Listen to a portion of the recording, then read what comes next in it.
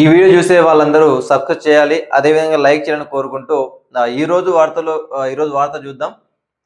తెరపైకి కొత్త బొమ్మలు, వెలుగులోకి మరిన్ని పైరసీ ముఠాలు, చెలరేగిపోతున్న సైబర్ నేరగాళ్లు, విదేశీ ఐపీ అడ్రస్లతో వెబ్సైట్లు, అతిపెద్ద ముప్పుగా క్యామ్ రికార్డింగ్, 500 సినిమాలు పైరసీ చేసిన అశ్విని కుమార్, 2000 సినిమాలతో ఐబొమ్మ రవి రికార్డ్, పైరసీ పైరసీలతో ఇండస్ట్రీకి వేల కోట్ల నష్టం.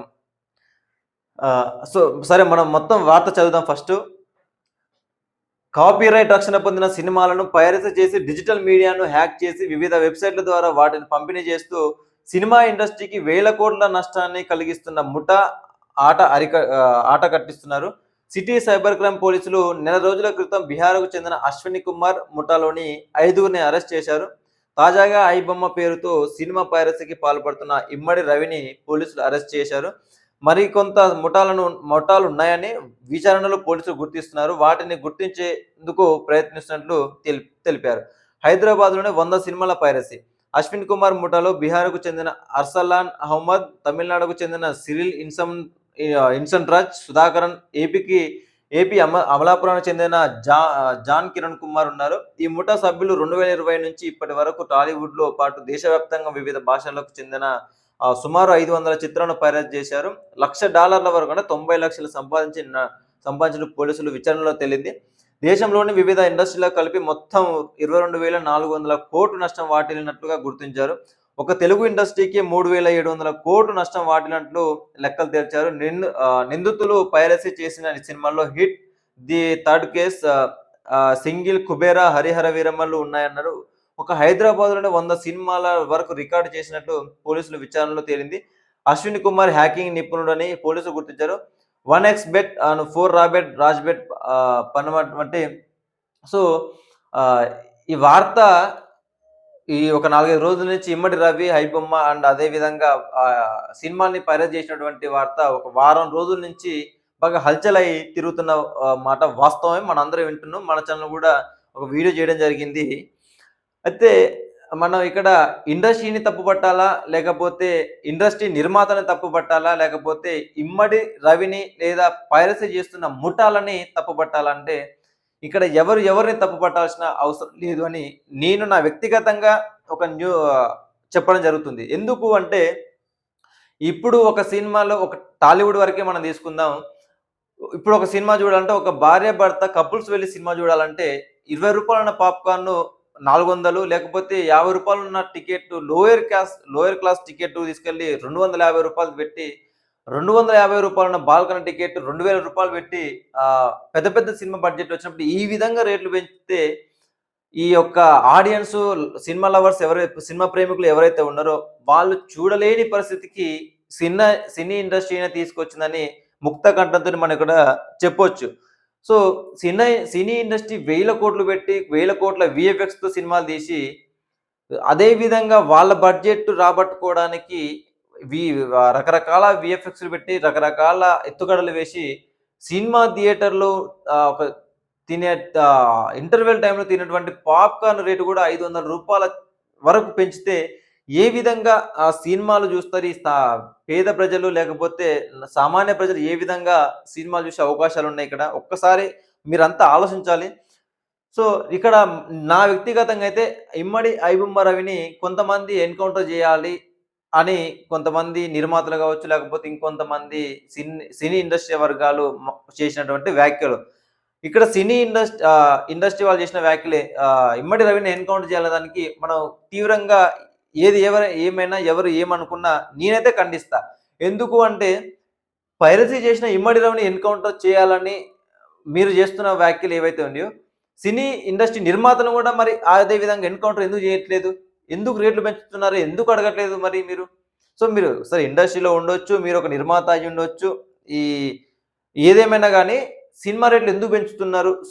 ఒకసారి సినిమా ఇండస్ట్రీ నిర్మాతలు కావచ్చు, లేకపోతే సినీ ఇండస్ట్రీ డిస్ట్రిబ్యూటర్లు కావచ్చు, ఎవరైనా కావచ్చు, ఇక్కడ మీకు మీరే ఒకసారి ఆలోచన చేసుకోవాలి. మీకు మీరే ఒక ఆలోచన ఏం చేసుకోవాలి? అసలు రేట్లు పెంచడం వల్ల ఇలాంటి పైరసీ ముఠాలు పెరుగుతున్నాయి. మనం తక్కువ బడ్జెట్లో సినిమా తీసి ఎక్కువ సినిమాలు తీసి ప్రజలకి ఆదరించే విధంగా సినిమాలు తీసి తక్కువ రేట్లో సినిమా మనం చూపిస్తే ఎందుకు ఇలాంటి పైరసీ ముఠా ఎందుకు వస్తది అని ఒక ఆలోచన ఒక నిర్మాతకైనా వచ్చుంటే బాగుండేది అని నా ఆలోచన, నా వ్యక్తిగత అభిప్రాయం మీకు చెప్తున్నా ఇక్కడ. సో, మీరు సినిమా రేట్లు పెంచడం వల్లనే ఇలాంటి ఇమ్మడి రావి గావచ్చు, లేకపోతే అశ్విన్ కుమార్ గావచ్చు, లేకపోతే ఇంకా, ఇంకా ఏ అయినా గావచ్చు. మీరు సినిమా రేట్లు ఈ సినీ ఇండస్ట్రీ సినిమా రేట్లు పెంచినంత కాలం ఇలాంటి ఐబొమ్మ గాదు. ఐబొమ్మ పోతే ఇంకో బొమ్మొస్తది. వాడు పోతే ఇంకో వాడొస్తాడు. ఏదేమైనా వీళ్ళొస్తూనే ఉంటారు. మీరు తగ్గించేంత వరకి. సో, ఇంకా ఎన్‌కౌంటర్ చేసే విషయానికొస్తే ఎందుకు ఇమ్మడి రవిని ఎన్‌కౌంటర్ చేయాలి? సో, ఇమ్మడి రవి సినిమాలో పైరసీ చేసినందుకు మీకొక 3,700 కేవలం టాలీవుడ్‌కి రూ. 3,700 నష్టం వచ్చినందుకే ఇమ్మడి రవి ఐబొమ్మ వ్యవస్థాపకుడు ఎవరైతే ఉన్నారో అతన్ని ఎన్‌కౌంటర్ చేయాలని అంటే మరి కొన్ని వేల రూపాయల టికెట్లు అమ్ముతున్నట్టు క్రమంలో సినీ నిర్మాతలను లేకపోతే టాలీవుడ్‌లో ఉన్నటువంటి పెద్ద పెద్ద బడా బడా నిర్మాతని కూడా అదే విధంగా కట్టడించాల్సిందే కదా! అరికట్టాల్సిందే కదా! మరి మీకో న్యాయం, వీళ్ళకో న్యాయం అని సామాన్య ప్రజలు అంటున్నటువంటి వ్యాఖ్య ఇది. సో, మనం అంటుంది కాదు ఇక్కడ. సో, ఏదేమైనా ఇమ్మడి రవికి మద్దతు మనం పెట్టిన పోల్‌లో ఏదైతే మనం తీసుకున్న రివ్యూలో 90% ఇమ్మడి రవికి మద్దతుగా వస్తున్న సినీ ప్రేమికులు 10% సినీ ఇండస్ట్రీలోకి వస్తున్నటువంటి మద్దతు ఇక్కడ. ఎందుకు అని మనం అడిగితే సినీ ఇండస్ట్రీ వాళ్ళు సినిమాలకి భయంకరమైన రేట్లు పెంచి ఐనాక్స్‌లోకి లేకపోతే మల్టీప్లెక్స్‌లోకి పోతే 500, 600 పాప్‌కార్న్‌కి లేకపోతే రూ. 700, 800 ఒక బాల్కనీ టికెట్ పెట్టి ఒక భార్యాభర్త ఇద్దరు కపుల్స్ సినిమాకెళ్ళాలంటే దాదాపుగా 2,500 నుంచి రూ. 3,000 ఖర్చయితుంది. సో, అందుకే ఈ విధంగా ఐబొమ్మనే కరెక్టు.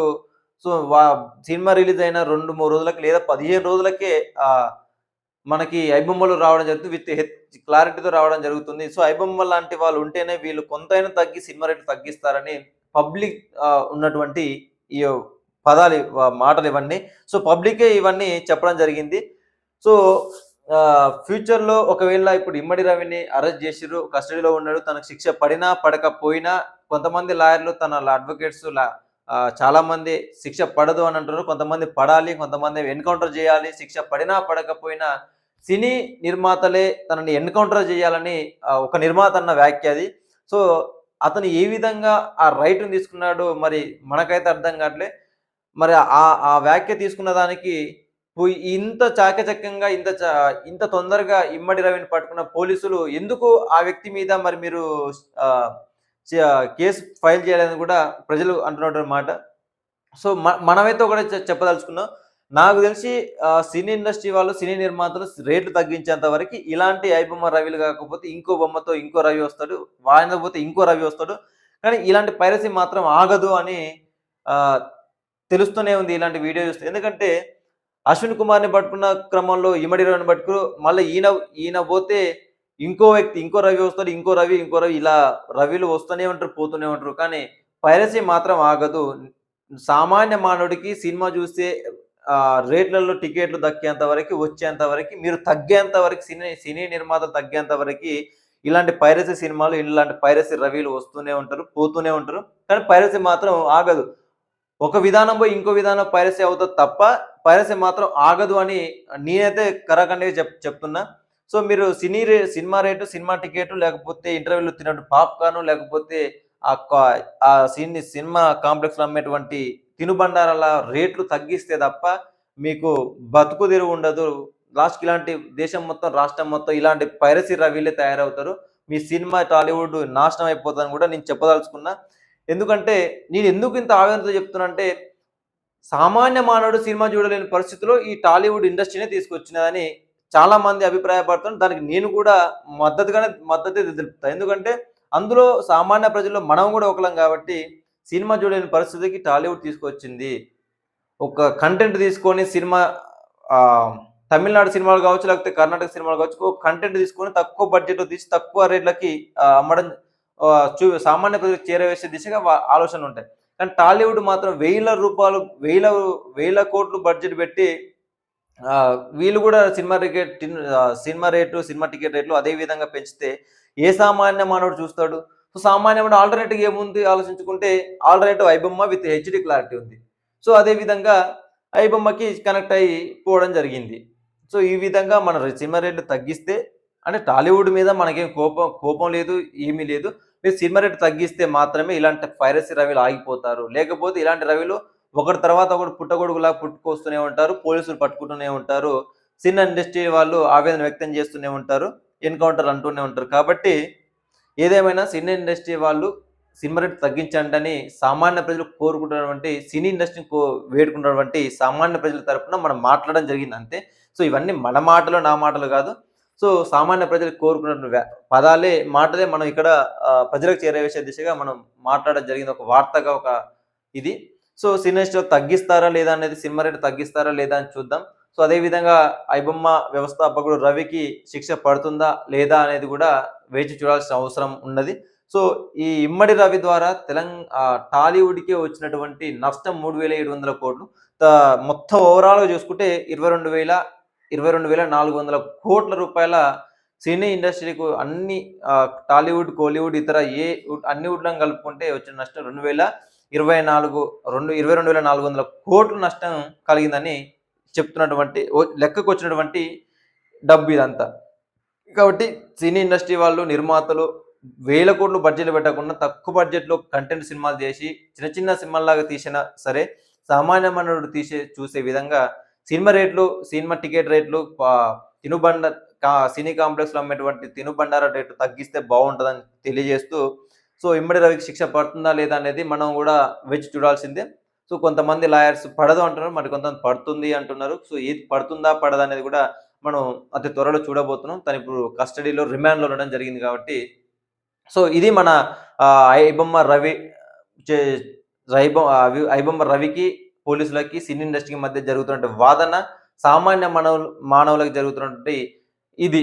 సో, సామాన్య ప్రజల ఆలోచన ఇప్పుడు ఒకటే ఉంది. ఇమ్మడి రవికి శిక్ష పడుతుందా లేదా?